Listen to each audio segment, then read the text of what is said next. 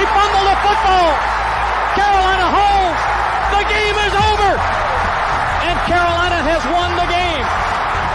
With 5 seconds, he's going to throw it. Howard leaps. He has it. Touchdown. Carolina back from the dead to tie the game with 2 seconds to go. There is a flag down, but holy smokes. 2 and 4 in overtime games. Carolina 1 and 3. Here from under center. Give off to Greg Little. Little pulls away. Little is going to score. Carolina wins. Snap back, spot down. The kick is cleanly away. It is good! And Nick it's Barber with yes, a 54-yard field goal. And how about them Tar Heels? They do it! Possible win.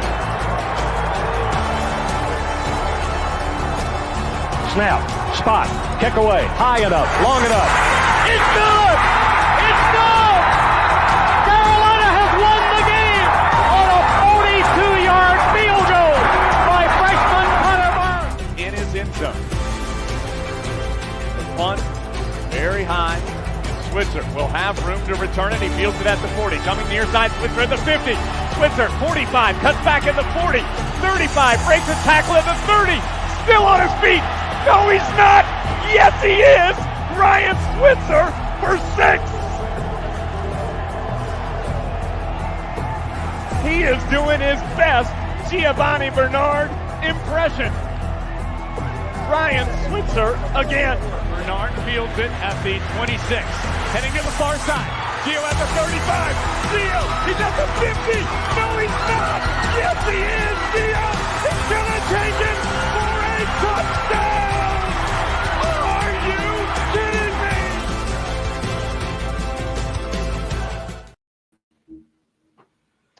What's going on, guys? Welcome into another edition of the Heel Tough Vlog podcast. It's your host, Anthony Pagnotta, with you guys here, as always. And tonight, we move on to the offensive line for Carolina. We're going to have to preview that for you guys. It's a weird group this year because I feel like I shouldn't trust this group. But as we get closer and closer to the season, I'm liking what I'm hearing more and more. So should I believe in them or should I be a little hesitant? We'll see. I'm pretty sure I know the way that Josh is leaning. But we'll also talk. I'll really look at the player that Evan Haynes is. But I also want to ask Josh what he thinks about where Carolina's at recruiting-wise and the struggles that Carolina's had with in-state guys and really just in general in this recruiting class. So stick around for all of that here on this edition of the podcast. But as I mentioned, this offensive line is one of the more interesting groups when it comes to this team for Carolina because much like their counterparts on the other side of the ball, it seems like there is reason to believe in this group, but they haven't really proved much, especially down the stretch of the last 2 seasons when they've completely fallen apart. The good news is completely new group. Pretty much everybody in this room outside of the guy you would want to keep around, which is Willie Lampkin, a preseason All-ACC member. All of those other guys are gone, and maybe the turnover is really just what we need here. But the ultimate question is, do you actually think that we should be buying into what Mac Brown is telling us, which is that he thinks this unit might be a little bit better than what we had the last few years? Yeah, I'd say so. There's anything that Mac Brown is, it's honest. He's been very blunt since he came back. They had to get better up front. They've had to create depth, and the inability to do that's a big reason why they haven't finished seasons the way that we've wanted to the last couple of years. So I think it helps that your position coach back at that position, so they know the drills, they know the routine, they know the expectations. And I also don't think it hurts that we're moving on from a group that I think talented but frustrating and could be very underwhelming at times. And let's just say what needs to be said. we can talk about the quarterback all day long about how important it is they get that right. If this offensive line is not above average to really, really good, then Carolina will not reach their true potential as an offense. If they get the offensive line if they find the five best that work together, they create adequate depth because you need that up front, and they stay injury free. I think it makes it easier to finding out who your quarterback's going to be, and you've got an All-American in your back, and at the running back spot, you can hand the ball to. And as we talked about last week, a group of pass catchers that can help you in a lot of different ways. So, very interested to see how this all shakes out. And we're going to learn a lot about them when they go on the road week 1 at Minnesota, a team, if anything, is as physical a defensive front Carolina will see the first month and a half of the season. Yeah, and look, to be fair, the group that we talked about that was struggling last year, when they opened the season, they had moments where they looked pretty good. Now, against South Carolina, they looked pretty good. Problem was, South Carolina was not a very good defensive front. Then, they did end up playing Minnesota, who was a pretty good defensive front last year. And for the most part in that game, they looked pretty solid. I think the biggest thing that you worry about with this group is that you have brought so many new pieces in. Is it all going to work, especially out of the gate? Because the biggest thing is that if these guys are fully healthy and have plenty of stamina and they're struggling, that can make it even worse on the back end when they're tired, worn down, and it could end up meaning, okay, you see similar stuff to what we saw last year. Now, look, we'll get into the depth stuff and we'll talk about whether we actually believe they're going to rotate guys or not. But I mean, you just look, let's start by looking at the guys that are going to be the starters. And honestly, we were supposed to do this on Sunday night. I think it's great that we held off because I got a text today or a message on Twitter today from my guy, Michael Coe, who was on Sunday night with us. And he told me what the starting offensive line is right now. So we'll talk about it. We'll talk about that group here, but we'll start with the guy that anchors the group. The guy I don't have any questions about. I knew pretty much first couple of games of last season, this dude's for real, and that's Willie Lampkin. He may be a smaller player. He may be a guy that you don't look at and say, boy, that's the type of offensive lineman that Carolina should really want. But he is incredibly physical. He is a tremendous leader. And we heard Mac Brown say it earlier this offseason. He has taken even another step. He holds all of these guys accountable. If guys have bad reps, he will literally scream at them on the field. Like, that's what you need in a leader.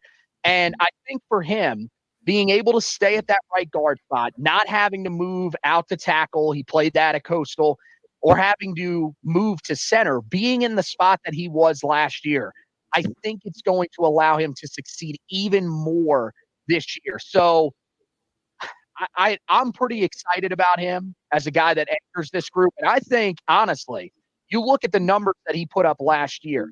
If he was to put up similar type of numbers this year from a Pro Football Focus standpoint, which I love using that for offensive linemen and defensive linemen. I mean, look, he will probably be an all-ACC player. And I think there's even a small chance that he could be, a third-team All-American, especially if Carolina runs the ball the way that they're hoping to. Yeah, no, I mean, he's the heartbeat of the offensive line. And kind of as he goes, it kind of feels about your confidence in that group up front as a whole. He may be small in stature, but his impact is immeasurable. And he's a guy that I think as much as any offensive lineman maybe we've seen in our lifetime watching this program gets the most out of his talent and really plays at a level that is all conference worthy. And, if Carolina has a good season and Amarian Hampton has the type of year we expect him to have at that running back spot, could find himself on an All-American list or two. So really excited, A, that he's back, and B, just to see the next step in his game because he was a lot of fun to watch. A lot of it is because he is a smaller guy, but he knows how to move. He knows how to move bigger guys, and if he's healthy, it goes a long way for Carolina on that, knowing that they at least know they can run to the right, which is pretty important because you at least want to know one side of the ball you feel good running to, and as long as he's right there at that right guard spot, I feel like whenever Hampton totes the ball, he can run that way and find some sort of daylight. Yeah, and I mean, we saw him do it last year. He ran a lot to that side, and it made sense because the other guys you just really couldn't trust, and especially when you had Corey Gaynor right there with him, I think it made a lot of sense to run to that side. I got to tell you, the guy that's there at center now, I don't think it's really that bad of an option either. And I know that this is a guy that you should probably be a little hesitant with in Austin Blasky because he has not started at any other level. But for some reason, I feel like it's a guy. I mean, he was at Georgia. He got beat out last year by one of the best true freshman recruits that Georgia has ever had along the offensive line. I don't really know how much you can blame him. So because of that, I feel like it's just he's landed in the right spot. Now he's at center, which I think is the position that he probably should have been trying to play all along. I don't feel like you're going to be asking him to do too much. And you're already seeing some of the leadership stuff that Mack Brown has really preached, especially, I mean, he's compared him to Corey Gaynor. We heard great things about Gaynor's leadership. And I wonder, I don't know if he's going to be able to be better than Gaynor. That might be asking a lot. But I do think that that's a solid anchor in the middle of this offensive line at the center position. And I think you got to give this staff's credit because you mentioned he hasn't started at this level, but they've gone to lower levels before and found impactful players. And so him not having starting experience, I don't think is the biggest thing. And so, I think you're looking at a guy that at worst, I think you maybe see minimal drop off at that position. But I don't think there's going to be a regression to the point where Carolina can't function. So excited to see what he looks like up front, but not overly concerned at all about him not starting at this level. And the fact that he's already taken on a leadership role, whether it's in that unit or that offense as a whole, I think speaks volumes about who he is as a player, coming into a new place, coming into a new program, new coaching staff, new teammates, and not being afraid to take that leadership role by the horns. And so far, I think he's done that. Yeah, and I mean, that's the thing. And if he can just be a solid piece that's consistent for the entire season in the middle, I think that would be huge because that's really been one of Carolina's issues these last few years. I do think, Gaynor last year, I think, was really as consistent as it gets. But I mean, sometimes this team, when the center position struggles, it's really hard for this team to be able to get back on track. So hopefully he's the guy that can solidify that. The good news is if he was to struggle, you've got Zach Greenberg, who is a depth piece, maybe is competing at the left guard spot, but I'm not really 100% sure about that. He's been running as the backup center with the twos for the majority of fall camp, as I'm informed. And then you could always move Willie Lampkin there if you really were that concerned about it. You do have other guards that can slot in there. So I still think that you need to trust him. I think that Mack Brown does. And there's a chance that he could just blossom because he was never given the opportunity really at Georgia. Then there's the left tackle spot. They go out, they get a guy in the transfer portal that Randy Clements did coach. He brought him in, he recruited him out of high school. So this is a guy that I feel like Randy Clements said, look, I really want this young man. I think he fits what we need. And they took a risk on Howard Sampson. He was raved about the entire spring. I mean, Mack Brown, anytime the offensive line would be brought up, Howard Sampson was the first name that was brought up. I think that's a good sign. I am interested. I mean, the thing is that, look, he is going up against Carolina's defensive front, Remember that defensive front was pretty much without Kamen Rucker for the majority of the spring. I know early in spring they weren't using him a whole lot. You know, Mac Brown was saying, we know what he is. Let's try to rotate in the other guys.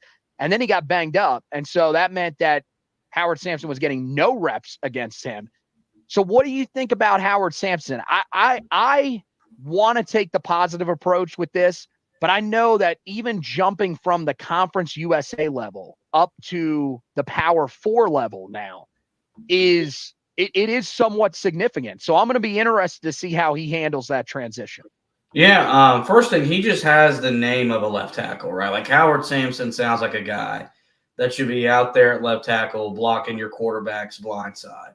So I think from the name perspective, Carolina got that, and they did a good job with that.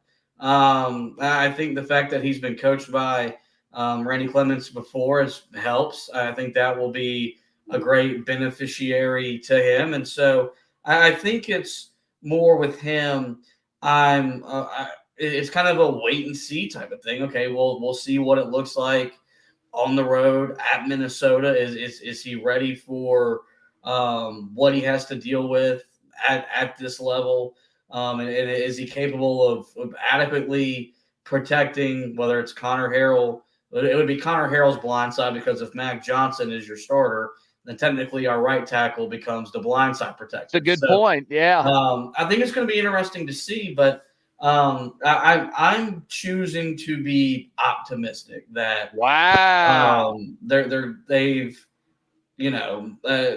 I feel like all the moves they've made, transfer portal wise or whatever, it just feels right. And I like him. I like his potential, and I do think that he gives Carolina a chance to be really good at that left tackle spot, which if Connor Harrell is your quarterback, you're going to need to be. And so we'll find out a lot about him week 1 at Minnesota.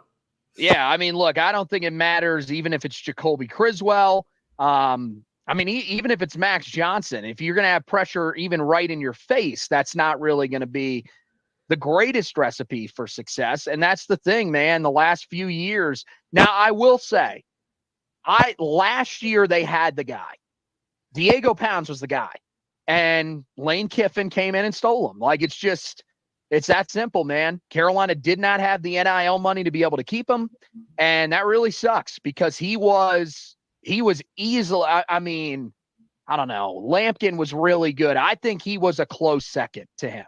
He was that good, man. He was an all-conference caliber player, and he would have grown even more probably this year. But, honestly, losing him, this is a step back, but we'll see. A guy like Diego Pounds, we thought last year he would be a part of the rotation. We thought it was going to be, oh my God, I shudder to even remember this time, that William Barnes was going to be the starter at left tackle. So, he came out of nowhere last year. Maybe it's Howard Sampson's time to really surprise. Now, the battles at left guard and right tackle. Coming in, I thought the right tackle spot was a legitimate battle, because I did not like the way that they were talking about Ja'Kiah Leftwich as if he was someone that was coming in to compete. And look, I like the fact that Ja'Kiah Leftwich is a guy that can play if you need him to. And he's a guy that has apparently been rotating between left and right tackle. That's great, man. Good versatility. There are some guys where they have to stick to one side of the line. He's not one of those guys. But I've seen his history in the ACC. It's not good. It really isn't. So, to me, I wanted Trevion Green to start. In the message that I got today from Michael Coe, he told me that is how it is lining up right now, and that he is the guy that is starting there. I like that. What I like even more is that Malik McGowan, who I think looked really good in the spring, really seemed to find his groove. I think with what Carolina's wanting to base their offense around, which is a run-first group with a running back like Amarian Hampton, I think he's the perfect type of guy to put in there because all he did in high school was run block. He rarely had to pass protect. He's a guy that gets downhill and simply just overpowers people. And I thought for the most part, he was better as a pass protector this year when I watched him in the spring than at any point of his career. So it looks like he's going to be the guy. Greenberg, I think, still has a chance. The staff really likes him. But again, you talk about a steep learning curve. I mean, this guy's going from Division III football all the way up to Power 4 level football. Doesn't mean he can't be a good player. There are guys that have come out of the transfer portal in recent years where teams have found these gems coming from these second and third division schools. But I think for right now, I want to see McGowan and I want to see Trevion Green. And if those guys falter, then I think you go to the backup options. Yep, I'm right there with you. And it sounds like that it's trending in that direction, which is a good thing, I think, for this unit. And so this is where building the depth, though, is the most important thing. Is that if you're not getting what you want, what you need, you have other options at that position or other positions among your offensive line. Man, Carolina hasn't really had that in Mac Brown 2.0, where you basically have 5, 6, maybe 7 guys that you got to rely with. And, you know, if someone has a bad game, someone has a bad stretch of games, you kind of just had to deal with it. And that can be really frustrating at times because we've seen over his last 5 years where you could look at games where, and yes, as a team game, where an individual offensive lineman, though, played a big role in why Carolina's offense did not achieve what it needed to achieve. And now you've got other options. So I'm glad that position is sorting itself out the way that we want it to. And we need to hope that continues throughout the rest of camp. Most importantly, once we get to the actual season, because none of this stuff matters now if we get into the season and you're not getting what you need out of that position. Yeah, I mean, and look, this is again, maybe I'm using false hope here. Maybe I'm listening to Mac Brown a little bit too much because I feel like the offensive line, every year we have this conversation about how this group is going to be better, how the new coach that came in is really going to bring out the best in these guys. I will say the thing that I really like is that it is the same coach, which you brought up earlier. I also like that you've got a guy now on staff in Kyle Jolly, who's a guy that played for him back at Baylor. So it's a guy that's been in the system that's also going to want to run that similar system and will be able to help guys a little bit more. And he's allowed to coach now because analysts are allowed to be a part of the coaching. So I think all of that stuff really, really helps this group. So I think the depth, I want to think that it's there this time around. Because, again, they love Greenberg. And Ja'Kai left, which is a guy that's played in the ACC. So we know that he is capable of playing at this level.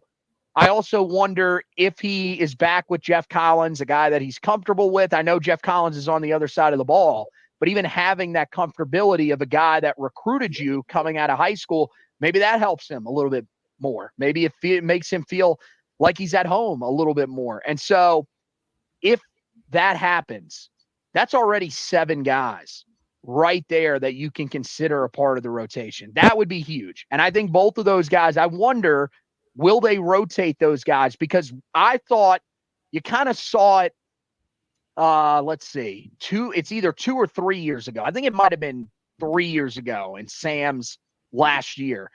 Like, remember when Ed Montelis was a guy that just rotated in? It made a lot of sense. And he was destined for that type of role because he was a guy, if you played him too much, he simply was not effective. But when he would come in off the bench, when he wasn't worn out, it seemed like he was a guy that could really provide something. And at times when the guy in front of him was struggling, he could really change the game when he came in. I think that could be a similar role for Leftwich. I think there's also a chance that could be where Zach Greenberg really helps you. And also, again, this is another spot where, and we'll talk about it again with linebacker, they have found a way to stay mostly healthy with this group. God forbid there are injuries that start to set in. Having a guy like Greenberg that you feel confident in, that you can sub in, is something you really want. Then the question becomes, can they get to 8, maybe even 9? I think they might already be in a position where Mac Brown believes they have 8. I cannot remember an offensive lineman that I have heard Mac Brown talk better about as a true freshman than Aiden Banfield. He has brought him up in the spring as a guy that looks great. He brought him up again at the start of fall camp when they asked him about the depth along the offensive line. And it was, I'd have to go back and listen to it again just to make sure. It seemed like he lumped him play this season. So you've got him, and then you've got this trio of guys that I think really this is their last chance, because I think if they don't succeed here, one of them is going to graduate and the other two will more than likely transfer if it doesn't happen this year. It's Jonathan Adorno, who's a senior. The fact that I have not heard Mac Brown bring his name up as somebody that he trusts really kind of tells you where his career is gone. But he's got a chance here in fall camp to prove himself. Then you got Zach Rice. Now, Zach Rice, there's off the field stuff that they have to get figured out. But if they do, apparently there were some people who watched spring practice and said that he kind of found a little something, especially as they got later into the spring. So maybe there's an opportunity for him to finally step up. And then Eli Sutton, another former 4-star recruit, a guy that has been running with the second team, but is he a guy that can actually stick there, and can he become a part of the rotation at tackle if they need him to?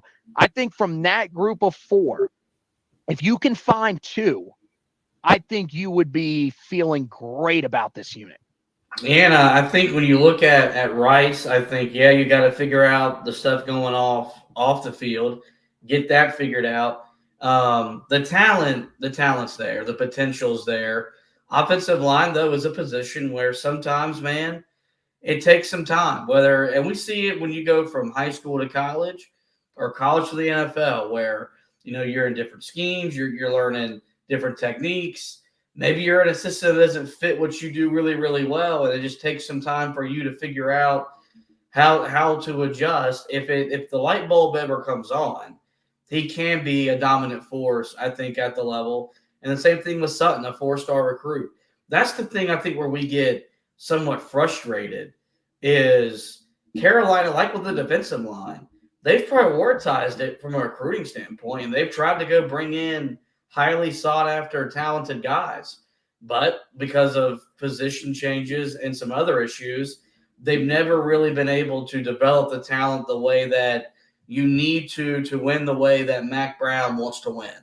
But it feels like with this group now where Mac Brown maybe is already at 7 guys he's comfortable with, you get to 8 to 9, man, that's what the big boys have. They've got 8 to 9 legitimate guys up front that they feel comfortable with going into every Saturday, that if they've got to play, they're not going to notice a drop-off up front. And we know that this game is a game of inches, and it's a game that's won in the trenches. So it might be a last chance for some of those guys, but you look at their talent, you think at some point their talent prevails, and hopefully that's the case for Rice and Sutton. Yeah, I mean, to me, I think if there is a safe bet, if you're saying, okay, 2 of these guys definitely emerge, who are they? I would probably bank on Banfield, even though he's a true freshman, and I'd probably go with Rice. I think he's been close. Now, the thing that I will give him grace on is that he was a guy that played left tackle in high school and had to make the transition to guard. And in order to transition to guard, 1, you've got to be even more physical than you were in high school as a tackle. And 2, you got to put on a pretty decent amount of weight, because when you're at tackle, you don't necessarily need to have that much weight because you need to be able to move laterally. Man, when you play inside, the more beef, the better. That's what they want. So I think with that, he probably took a little bit of time to develop that body the way that he needed to. Then he probably had to learn how to play at that weight. And so now this really sets up to be the season for him. And so, yeah, I think there's a good chance you could get 2 out of that group. I wouldn't count fully out or Adorno. The thing with Sutton is, man, we saw him at times last year, and it just didn't really seem to be there. I hope I'm wrong. I really hope that something starts to click for him because I really liked him coming out of high school, but I really don't know. And so once you get past those guys, then you get to the deeper depth on this roster and in this room. That's true freshman Johnny Norwood. You've got Desmond Jackson, who was also with the team back in the spring. Andrew Rosinski, who also was with the team back in the spring, versatile guy that was working at center. So that's definitely a name to keep an eye on. And then Luke Masterson, who comes in here for fall camp. He joined the team in the summer. Offensive tackle, probably a guy that's going to take some time, especially since he is on the thinner side. Then you've got the walk-ons in this group. Wouldn't expect to see a lot of these guys, although hopefully you will, especially in some of those games early in the season. Carter Kolka, the junior. You've got sophomores Jarvis Hicks Jr. and Bo Burks. And then you've got the true freshman Hayes Galloway, Jason Smith II, and Zach Gluckman. And that rounds out this unit. And so there is your look at the offensive line. I feel like, and I'm kind of shocked, I feel like we're both relatively positive about this group. So what could possibly go wrong? It's now, I will tell you this one. The next edition of the podcast is defensive line. Yeah, there's not going to be a lot less positivity. Yeah, I would say so. But you know what?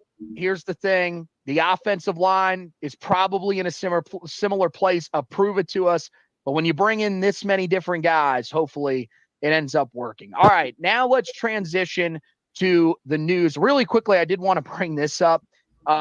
D.A. Dams on YouTube. He asked, anyone win a natty with the Heels yet?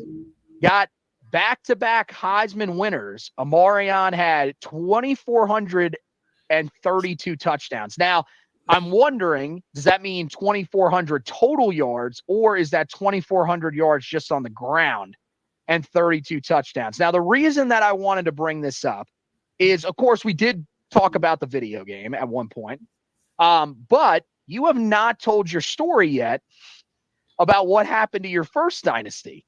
And I want you to explain to people how you were a 1 seed in the playoff and somehow you did not win a national championship.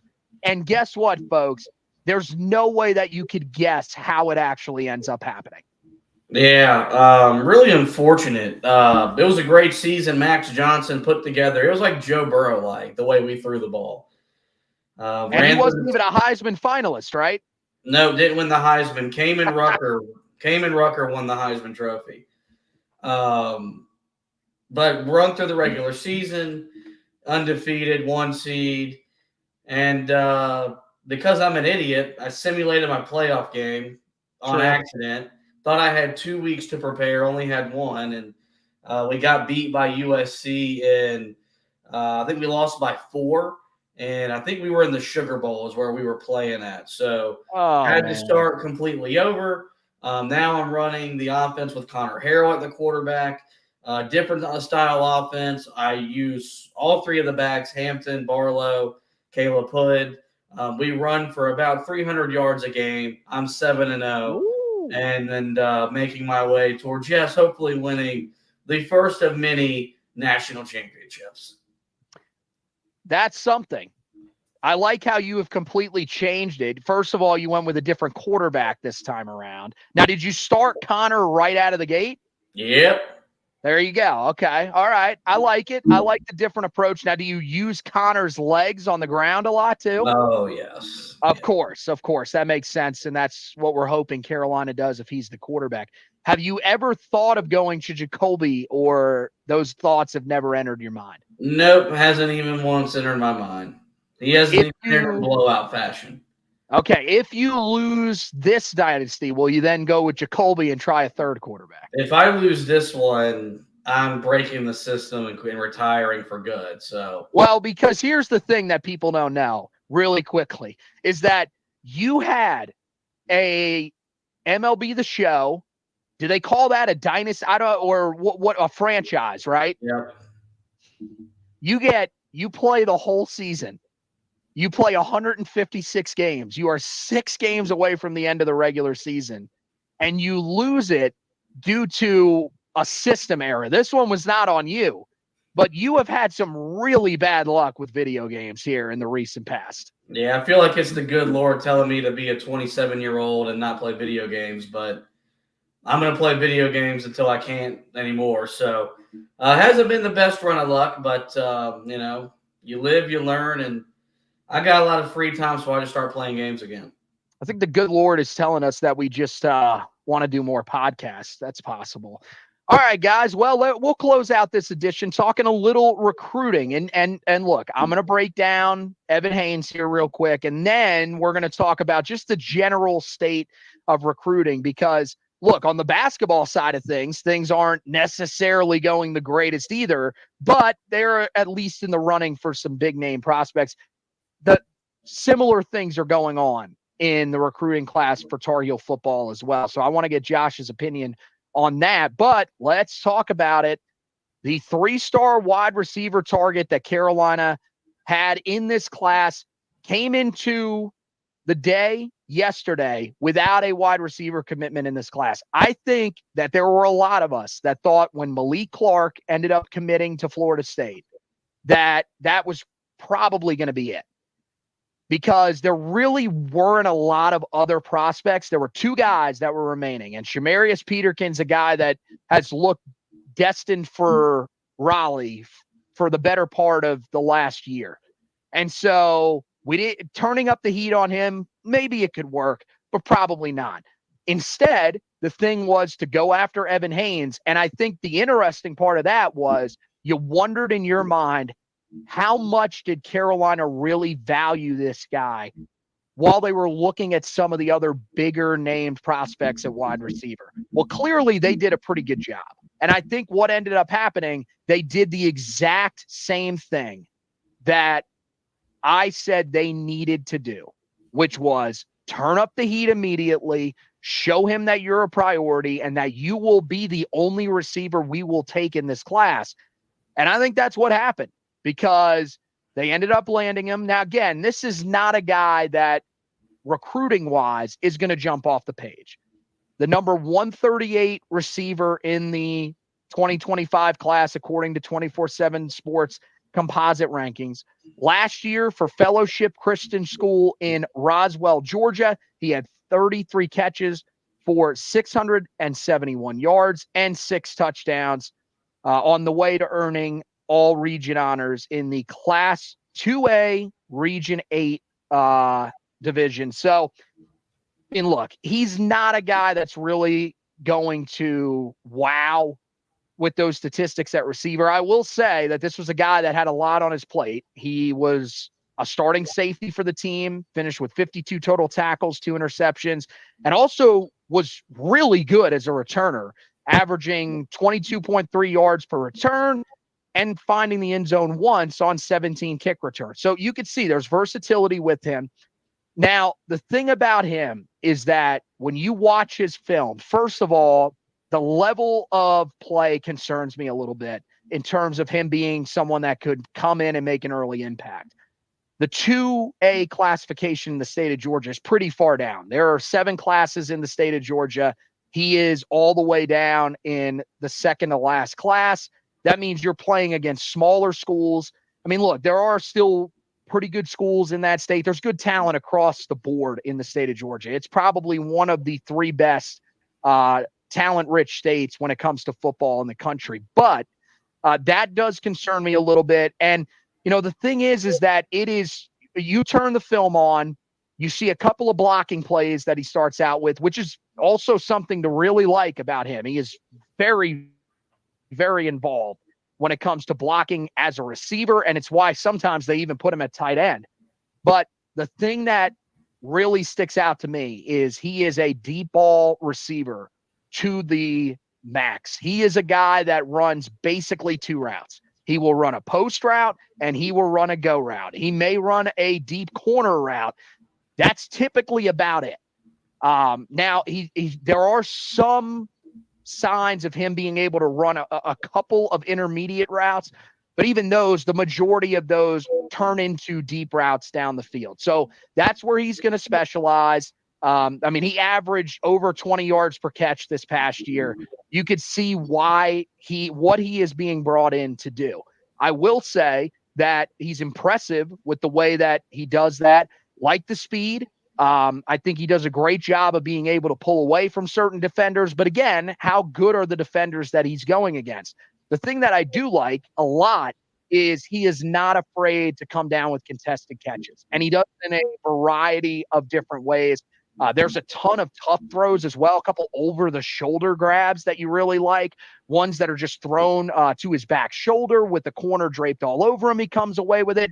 And then the ones that I really liked is seeing him go up between multiple defenders and come down with the football.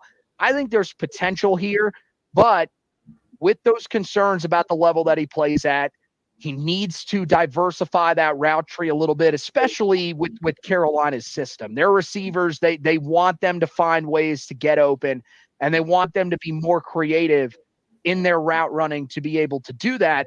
I think that's the thing that you're going to look for him to develop once he gets on campus. I think he's a guy that probably takes a couple years to develop. He's also a guy that I think, we'll have to accept that his role will be small out of the gate. But I do think that, especially if Carolina continues to struggle returning the football, especially on kicks, that's where he really shined. He could be a guy that gets an opportunity sooner rather than later to return kicks. Even if Carolina doesn't struggle, but let's say a guy like Chris Culliver, who we think is probably going to return kicks this year, let's say he really takes off as a receiver and they're like, we don't want to put him out there. We don't want to run the risk of him getting hurt.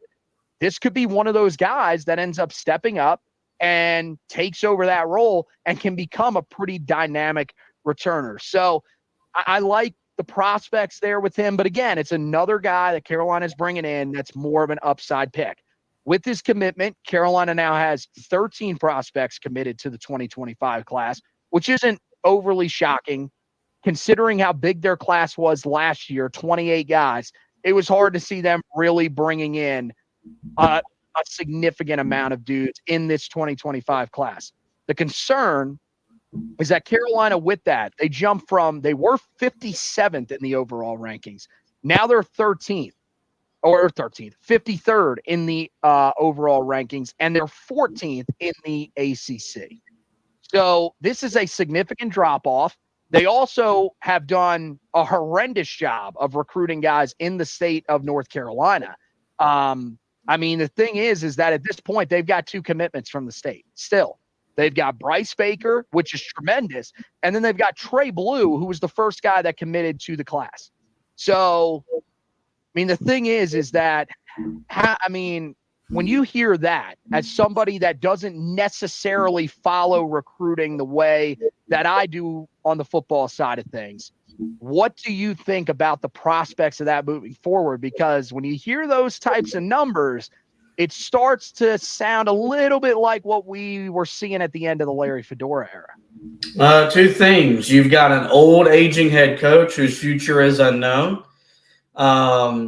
And Carolina's NIL was not where it needed to be.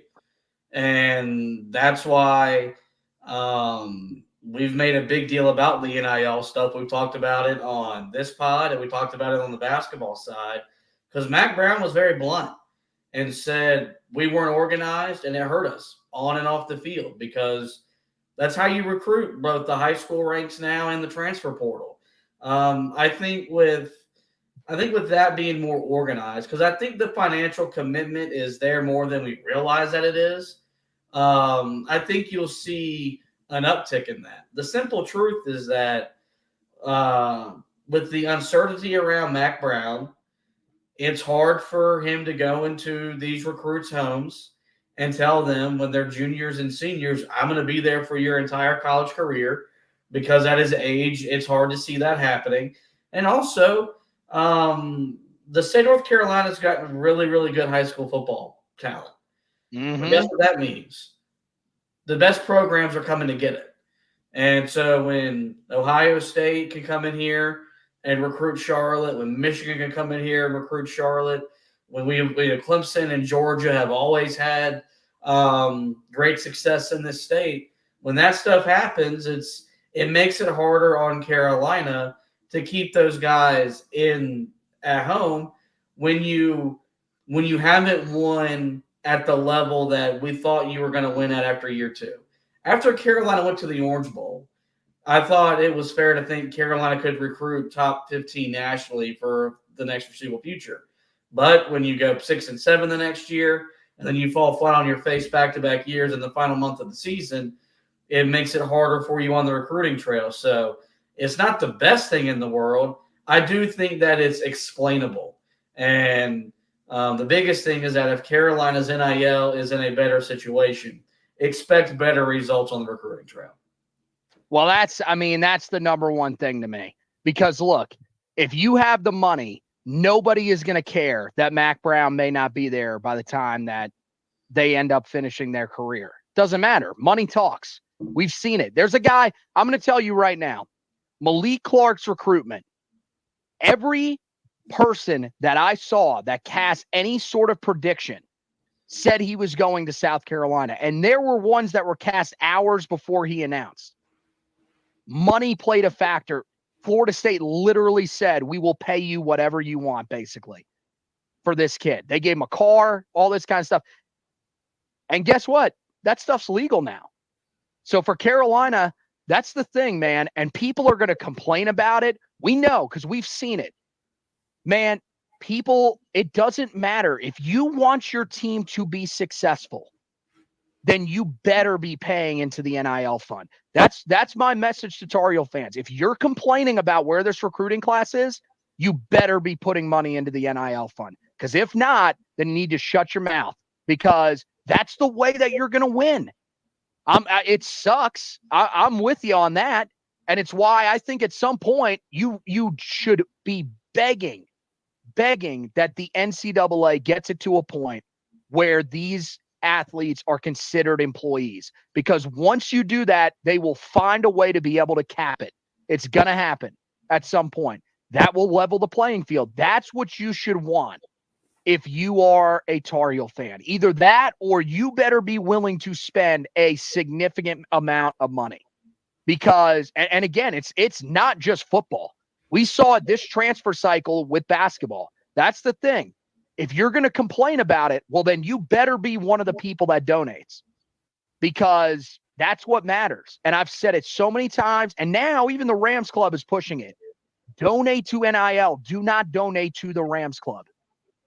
It's if you want to donate to both, that's great. It helps. But at this point, in order to compete and win, which should be more important to you than facilities and stuff like that, you have to pay into the NIL. So if they don't do that, you're right, because this state, it's probably at this point a top 5 state for high school talent for football. And I mean, it's still, to me, it's probably what, 2 or 3 in the country for basketball. It's up there as well. The best in the state are going to hear from the best programs in the country. For Carolina basketball, there will be certain guys that will say, yeah, I don't need to make as much money because I'm going to play for Carolina basketball. Also, there are, as we've seen, national brands that just love Carolina basketball because of how big it is, and they will sign their athletes. You don't have that in football, man. You don't. So you have to come through with the NIL money. And if not, then it's going to be a lot of the same moving forward. And that, I hate to say it, man, that's the one thing that could be the downfall of Mac Brown.